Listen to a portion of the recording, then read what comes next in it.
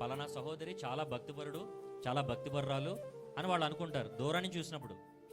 తీరా దగ్గరికి వచ్చి చూస్తే మనలో వాళ్ళకి దేవుడు ఆశించేటువంటి ఫలాలు మనలో కనిపించవు. దేవుడు మన నుంచి ఆశించేటువంటి ఫలాలు ఏంటి? దేవుడు మన నుంచి ఆశించేటువంటి ఫలాలు ఏంటి? గలతీయులకు రాసిన పత్రిక 5వ అధ్యాయం 20వ వచనం.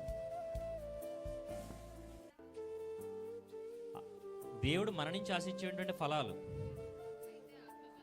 ఫలానికి ముందు ఆత్మ అని ఎందుకు పెట్టాలి? ఫలాలకు ముందు ఆత్మ అని ఎందుకు పెట్టాలి? అసలు వాక్యంలో మనం ఏమై ఉన్నాం?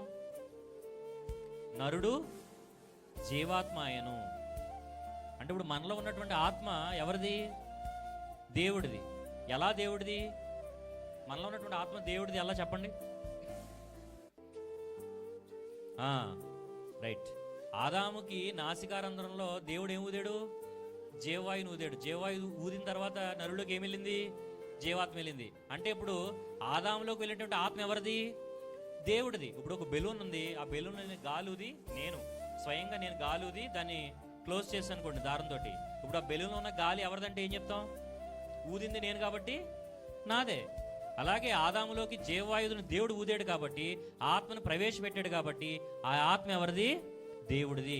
ఇప్పుడు ఆదాము అవరి నుంచి వచ్చినటువంటి వాడమే కదా ఈ భూమి మీద ఉన్న సంతానం అంతా. అంతేనా? ఏమైనా డౌట్స్ ఉన్నాయా? ఏం లేవు కదా.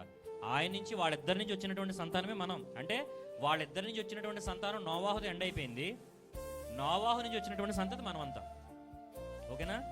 ఆదాము అవరి నుంచి వచ్చినటువంటి సంతతి నోవాహు కాలం వరకు ఉంది. నోవాహు కుటుంబానికి అంటే వాళ్ళ కుటుంబం తప్ప మిగిలిన వాళ్ళందరూ నశించిపోయారు. అయితే నోవాహు కుటుంబం నుంచి మరలా మనం అనేది రీజనరేషన్ అనేది జరిగిందనమాట. అంటే ఫైనల్గా ఇప్పుడు నోవాహు కూడా ఎక్కడి నుంచి వచ్చాడు? ఆదాం నుంచి వచ్చాడు. వాళ్ళ కుటుంబం ఎక్కడి నుంచి వచ్చింది?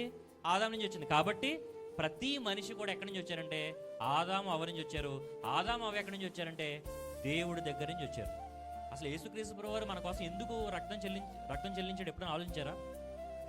మనం వింటూ ఉంటాం కదా, మన పాపాల నిమిత్తం ఆయన రక్తం చెందించాడు, మన కోసం వచ్చాడని. అసలు ఆయన ఎందుకు రావాలి? ఎందుకు రక్తం చెందించాలి చెప్పండి?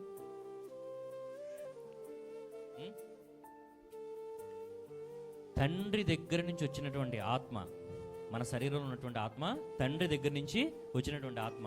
ఈ లోకంలో బ్రతికేటువంటి 60 ఏళ్ళు 70 ఏళ్ళు ముగిసిపోయాక మరలా ఈ ఆత్మ ఎక్కడికి వెళ్ళాలి? తండ్రి దగ్గరికి వెళ్ళాలి.